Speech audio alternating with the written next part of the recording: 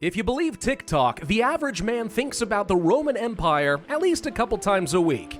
But after they get their hands on this game, I'll bet it becomes a lot more than that. Hey folks, my name is Pravus and welcome to a very special early look at Anno 117, Pax Romana.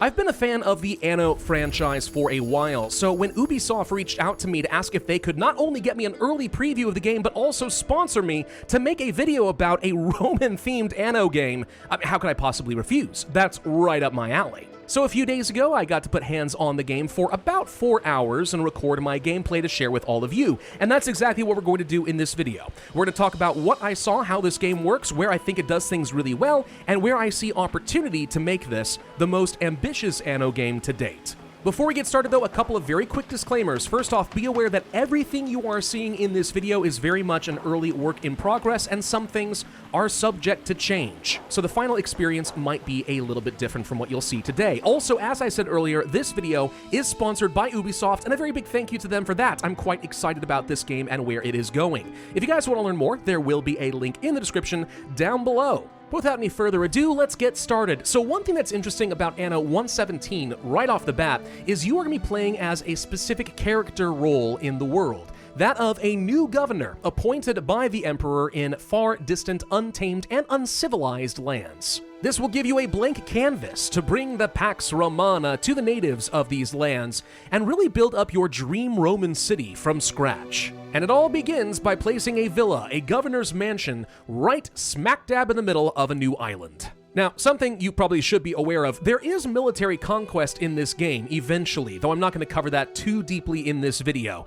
If you do have a military conquest, conquering the villa is kind of the goal of any landing military force, so you do want to keep the villa a little bit further away from a beach, but I'm not too worried about it this time around. And once you are established, it wouldn't be an Anno game if you weren't looking to your resources and production chains in order to meet the needs of your people. Starting with the lowest stratification of citizens, the libertus, effectively free men of your society. I like to call them peasants. We'll start by putting these peasants to work. I do need to start gathering up some wood so we can place down a woodcutter in a forested region over here. And you can see that there is a fertility coverage area. You want to have a lot of natural trees. If you start building a lot of buildings around it, kind of hard to actually chop down some wood.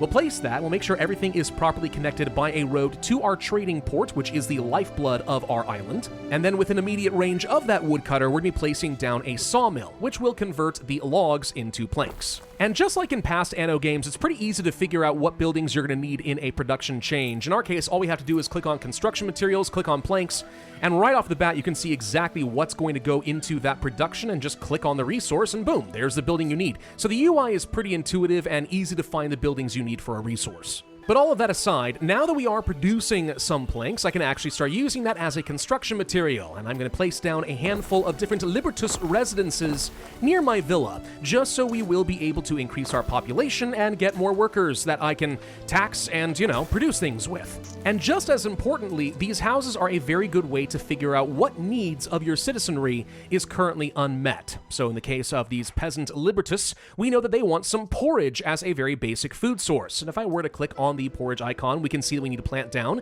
an oat field and also place down a porridge kitchen.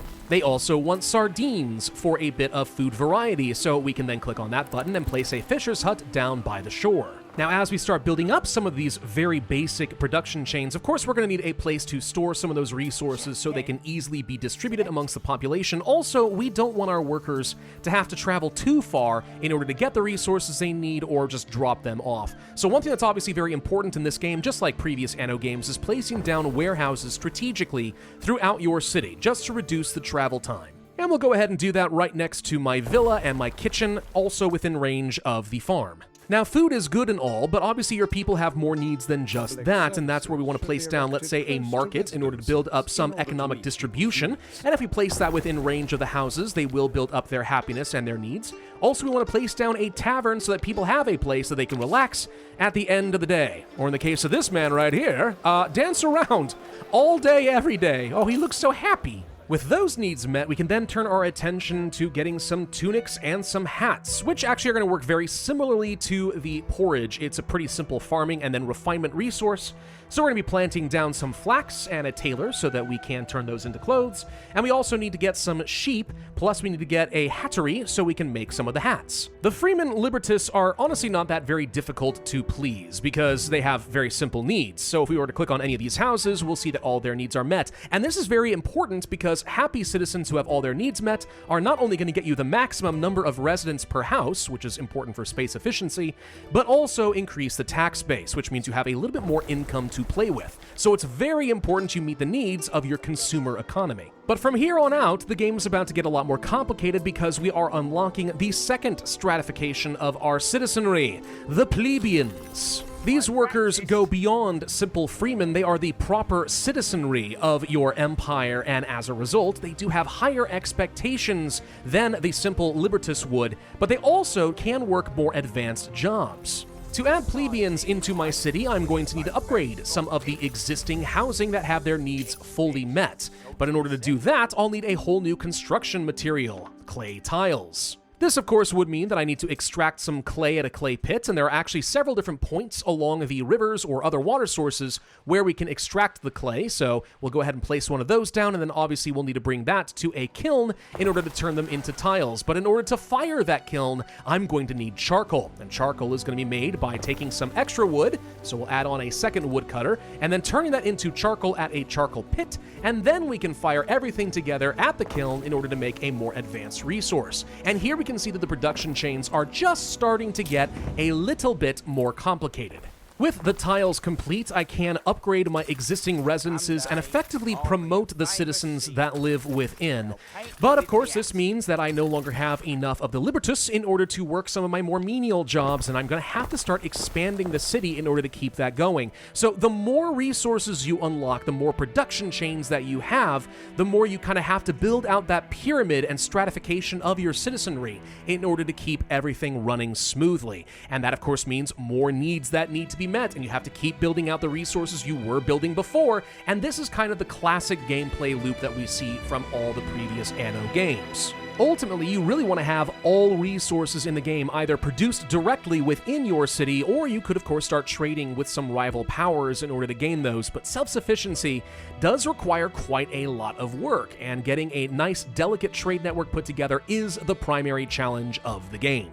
And on that topic, I guess one thing I should probably point out, if we look over here on the bottom left, you're going to see this wheel around a mini-map, which shows there is a much larger world that needs to be explored. But specifically, I want to draw attention to all these resource icons toward the top. Every island in this map has different specialties and fertilities capable of growing specific resources, or maybe something that you can find in the local hills and mountains. So for example, I could grow some lavender and grapes and stuff in this particular island. I could also find some iron and many other resources, but I'm not going to be able to grow, let's say, olives. To do that, we'll eventually have to start looking beyond our current borders and start expanding into different regions. But we'll come back to that in just a bit. Before we move on, I do want to point out something else very important for your citizenry that will become apparent as you continue to grow. Every one of your homes, every one of your citizens is going to have some specific metrics to track their, let's say, progression or their advancement as a society. This goes beyond the simple resource needs that you would have to meet through production chains. These are basically your services. And that's going to be simple things like wanting to increase their personal wealth, their happiness. They want to have protection from crime, protection from fire, things like that. And to that extent, there are many different emergency services that we can place in the city. And if you place those close to your production buildings and especially close to your residences, that will meet some of their immediate needs and overall improve the development of your city. The only problem with this is you, of course, do need some more workers in order to work those emergency services, and they do have a maintenance cost to them, which will be pulling funds from your treasury. So you want to be planning out your city kind of intelligently and clustering things together where it does make sense, because that is where you're going to get the most value out of each of your service buildings. Plus, do be aware that some of your production buildings, like, let's say, the tailor, is actually going to increase some of those internal metrics as well. If I place a tailor next to a bunch of residences, that will help increase some of their personal wealth. So production needs to be kind of carefully managed right alongside your residential planning. On the flip side, other production buildings are actually quite a negative on your society. Placing a charcoal kiln directly next to your residences is actually going to reduce their health and also increase the risk of a fire breaking out. So you want to keep that kind of isolated. Just again, it takes a little bit of urban planning, thinking about how you're going to manage all your resources and how you're going to get the most value, the most bang for your buck. From here on, though, I'm going to go ahead and glaze through some of the production chains because I think you understand how this is generally going to work, and you can imagine what kind of resources are going to exist. So if you want to have bread for your plebeians, that obviously means you need to employ more libertus in order to work a wheat farm, and then you need to have a bakery in order to distribute that. If you want to have garum, which is a fishy condiment, you're going to need some mackerel. Problem with this island, of course, is I don't have any mackerel on it, and it took me a little while to understand how that works, so, yeah, I can't get this resource as it currently stands, which means I now need to look beyond my existing borders and figure out how I'm going to either make contact with some of the other folks in the region, or how I can take over a new island and get new production chains. Before I do that, though, there is one last thing that I do want to draw your attention to, and that is going to be a special building to make the plebeians happy. It is called the Grammaticus, which is effectively like a grammar school, and it's going to increase the knowledge of my local citizenry. Knowledge is important because there is a huge research tree in this game that can make things more efficient or unlock new buildings and services. That research is broken up into economic, civic, and military categories, and generally I would say in the beginning of the game I'm probably more interested in boosting up my economic output because that's going to fuel literally everything else. So what I'll start with is some research for warehouses, where I'll be able to upgrade them at the cost of some advanced resources, and that's going to let them store more stuff and also have additional workers that can manage kind of the logistics of my empire. The more I grow, the more I'm going to need that. Okay, at long last, as promised, it is time to move beyond our current island. Now, I did start the game with a ship, and to my shame, I really did not use this ship to start exploring right from the beginning, which I really should have done.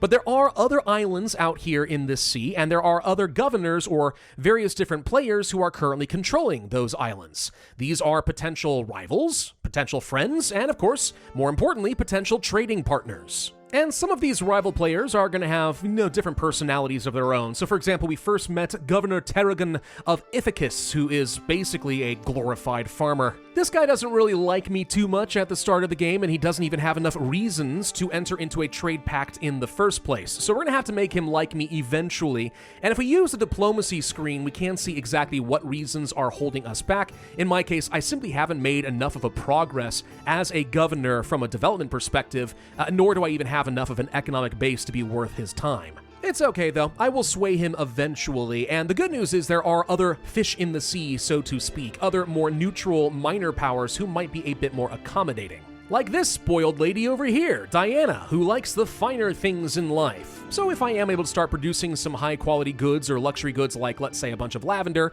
she'll take that off my hands and I could get a pretty hefty chunk of cash. Now, as we continue to meet these players, I do want to draw attention to something called contracts. Every player can issue a few jobs for you, either to deliver a few tons of some specific good or accomplish some other goal, and they will reward you handsomely if you can. If you're really hurting for money, as I was for most of this recording session, just simply exploring the map and finding some flotsam on their behalf is a pretty easy way to get some money. It's a little on the tedious side, it's not my favorite job to do, but you can't argue with results. It's pretty effective. If you really want money, a far more effective thing to do is actually to overproduce certain resources and then sell the excess at your trading port. So if I'm making, let's say, a whole load of, extra tunics or something like that, then I could actually go over here and say anything over a certain amount, I want to go ahead and just place it up for sale. And what will happen with a lot of these players as they expand their own trade fleets and they find you, is they'll start searching your port, find things that they want, and they'll just buy it off you. So overproducing is actually probably a great way of making money. In fact, that's the only thing that kept me sustained through most of this recording session. I couldn't rely as much on taxes as I would like to, but actually having a lot of efficiency and making high quality goods, that worked pretty well. As you build up your diplomatic relations and unlock trade agreements, though, you'll also be able to see exactly what different players are offering to sell you, and of course you'll be able to see what they want, and you can just take the goods directly to them. For that to make sense, though, you'll really want to build up a trade fleet, and this is where getting a dockyard and a whole new production chain to build ships is going to be very important. And if you can have a handful of different ships, then we can see here is we can set up some trade routes between different islands. So let's say that I want to sell some of my extra clay, and I want to buy some of that garum that I can't produce, and that's going to help meet the needs of my plebeians while also making me some extra cash and profit in the meantime. That's how you play Anno, baby. But ships are useful for more than just external trade routes. They're also critical in order to maintain your internal trade network as well. So for example, let's say I don't want to buy that garum. I'd like to go ahead and start harvesting my own salt and mackerel so I can make it myself. What we'll do now is go ahead and move one of my ships over to this beach on this totally different island that has the correct fertility, and we're going to set up a new trade port and a new villa, and from there, it's kind of like playing the game all over again. You're starting from scratch, using whatever local resources and whatever libertus you have available in order to start building up a whole new town.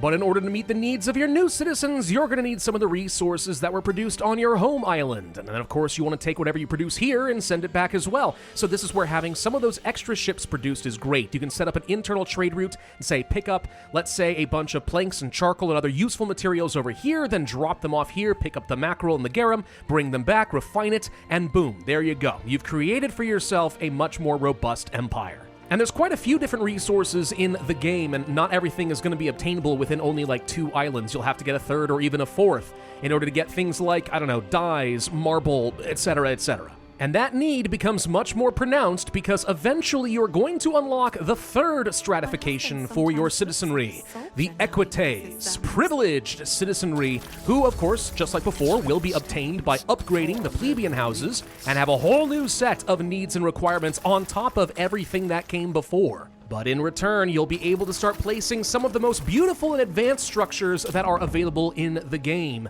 For example, if I use some of my libertus in order to mine out some limestone and some sand, we'll be able to convert that into concrete using the equites. And with the equites, I can start building up an aqueduct. Now, this was a personal goal of mine for this recording session because at the very offset, the game director gave us all a little introduction and talked to us and then said that, he was looking forward to seeing who would be the first people to build up things like aqueducts. And I took that as a personal challenge, and to my knowledge, I am one of the only creators at this event for Ubisoft who successfully built the aqueduct. But that's exactly what I did. I focused everything I could on getting these equites, producing as much concrete as possible, and then building up an aqueduct, starting off at a water source at a mountaintop and then bringing it back to my town, which not only greatly increased things like the water usage and such of my citizenry, but also boosted up all nearby farms from some irrigation, allowing me to get even more resources for no additional workers. Besides, aqueducts are iconic for the Roman Empire, and I can't say that I've truly spread Roman civilization to this wild land unless I can build one of those structures, and it looks gorgeous. You gotta admit, it looks really good. I made a nice city. And just in time, too. I didn't have much time left before the recording session had to end, so I'm quite proud of that achievement. Before we end this particular discussion of my gameplay, though, there's a couple more things that I do want to talk about. Specifically, I'd like to talk a bit about specialists, because this is something that you will gain as you continue to develop your city and the various different metrics like happiness, wealth, safety, and so on improve. You'll become more prestigious, and with prestige, you can upgrade your villa. And with an upgraded villa and some expansions to it, you'll be able to hire specialists. Now, these are things you can often get from, let's say, a contract reward, but they can give you some pretty nice bonuses. Whether that be boosting up your farm production, or improving fire safety, or making trade more effective, or whatever it's going to be, having a lot of specialists is great. You need a lot of prestige to make that work. The other element that I only barely touched on in this recording session is the military. Now, obviously, there's a lot of technologies that could be based around that, but basically what would end up happening is if I go to my villa, I could start recruiting some Roman legions or cohorts, using some of my Libertus population in order to get them equipped. And there's a whole production chain in order to get things like weapons manufactured. You can set up some walls and rudimentary defenses. You can place down barracks in order to improve public safety and housing for your units, etc., etc. If I had another hour or so to play around with this early preview, this is something I would have explored more because I do think that this is an important part of Anno 117, where you will be able to set up some alliances or non-aggression treaties with different players, but then intentionally isolate somebody who has a lot of resources you know you want, put together a legion, a bunch of militaristic naval boats, right, and then send them across the ocean and conquer their island right out from under them. Sometimes the Pax Romana must be enforced with the might of the sword. But as it is, in this recording session, I just trained up a couple of spearmen units toward the end of the run, had them in camp somewhere along my border just so I could protect myself if the AI decided to do anything, and that was about it. So this is something I would want to explore a lot more. And speaking of exploring a lot more, one last feature I want to talk about is something I didn't really get to play around with at all in the demo, but I know is going to be included in the game, and it could be very, very consequential. You see, cultural traditions are going to end up being very, very important. You see, we know from the developers that a lot of this game is going to be centered around the untamed Celtic wetlands of Albion, which is also known as the British Isles. Historically, the city of London was founded as a Roman military outpost on the frontiers of the British Isles, and you could consider yourself to be like that Roman governor and managing the tensions between the Roman culture that is spreading throughout the rest of Europe and also the natives of the British Isles who will be fighting against you. And in Anno 117, as governor, you're going to have to make some decisions about how much you are going to lean into empire and spreading the Roman traditions into this new land, or how much you're willing to be a little bit more multicultural and syncretic in your traditions and kind of prop up the traditions of the Celts. And even though that wasn't featured in this particular demo, we can see the consequences of that in things like the technology tree, where there are certain technologies that are locked behind propping up certain traditions, right? Only certain Roman technologies or certain Celtic technologies. I didn't talk a lot about religion, but that's another need for your people, and you can have a patron god of your particular town, and that could include either Roman or Celtic gods, depending again on who you want to prop up and what direction you want to take. That's one area where I think that Anno 117 could really diverge itself from the rest of the Anno franchise and make it into something that feels like a pretty unique cultural experience with a lot more replayability. But I think that just about covers all of my gameplay and what I have observed. So let me go ahead and now give some of my own personal impressions and final thoughts, some things I really like and some things I might like to see tweaked or at the very least expanded upon, because again, I think this game has a very ambitious backbone to it. The question is, how far are the devs going to go? Because we only got one little snippet and there's a lot of potential here. So first off, let's just acknowledge that this game is beautiful, and by the time that I finish with my play session, my town looks very, very good. I mean, I'm proud of it. I think it looks like a real proper Roman city that is burgeoning and growing rapidly. I can just envision over the course of a few more hours being able to spread my population across this entire island, centralizing the metropolitan areas with, let's say, an amphitheater and some arenas and wonderful buildings, more aqueducts, more ways of just kind of showing a Roman supremacy. It would be really amazing to see. And as far as the gameplay loop, I think if you're the kind of person who really liked a past game like Anno 1800, there's really no reason why you wouldn't like Anno 117. Because at its core, the gameplay loop is very much the same, right? Very trade and production focused. And as you continue building out your city and the needs continue to grow, you're gonna have to find ways to either overcome your deficits by creating your own new production chains and expanding, or leaning on other people and creating more effective trade. There's a lot of ways to approach it. It's a very solid gameplay loop. It's the reason Anno has been successful, and it works beautifully here as well. And then if all else fails, I mean, you could always lean upon the classic Roman tradition of conquering all of your neighbors in order to get the resources you need, which again, I wish I had a chance to experience here. I just didn't go quite far enough. I was focused on other things. I wanted that aqueduct, dang it. I also really would have liked to see some of the Celtic traditions and how those are going to play with the Romans. I know that's going to be a big feature that's been talked about. I just didn't really get to see it put into practice here, but if that goes the way I'm envisioning, I think that's going to be a major drawing point for the game. It's also one area where I think I would like to see this game's ambition expanded even more than it already is. I mean, why stop at just the Celts? There were several different frontier theaters for the Roman Empire where I think that this same mechanic could work pretty well. Let's suppose you were going to be a Roman governor in northern Africa and the Tunisian and Carthaginian territories, working with a totally different culture, maybe even a past historical animosity. That could be interesting. What if we were building around in Greece or Anatolia, Crete, Cyprus, Spain, Gaul? There's a lot of opportunities for this exact playstyle, which I think would be pretty awesome. One thing I don't know, though, is the reason that maybe they are restricting themselves to Albion right now, at least for this current demo, is maybe because of the island mechanics, which is a staple from a lot of the Anno franchise. And the reason being, it's pretty easy to use, islands and their fertilities as kind of a de facto zone and make sure that people have to expand into different areas, where if you had one giant land map, you'd have to find some arbitrary ways of kind of breaking up the different zones, either through invisible borders, which some people wouldn't like, maybe you could use forests or mountain ranges, or just the edge of the map, right? I think that doesn't quite work as well as islands, and that's why they continue to go with that. You want to have that naval aspect. Even so, though, personally, when I think of the Roman Empire, I don't think just of an archipelago. I think of the entirety of the Mediterranean, almost all of Europe, right? There's so much opportunity for different types of maps and terrain. Maybe those are going to exist in the final version of the game. That's just not what's presented to me now. But if not, I would love to see the developers find a way to make that something